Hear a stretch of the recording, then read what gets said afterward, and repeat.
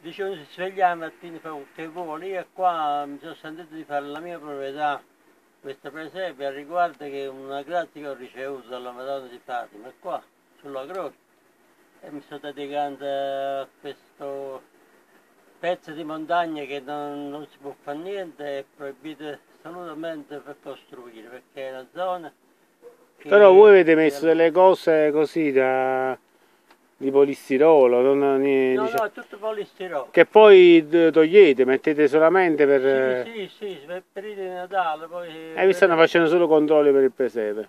sì, insomma, Vabbè, speriamo che vi fanno mettere il presepe per questo Natale.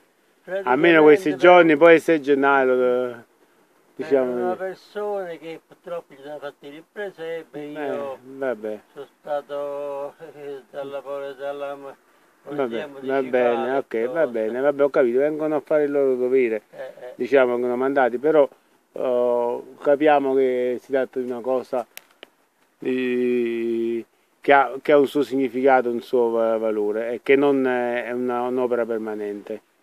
Va bene, grazie.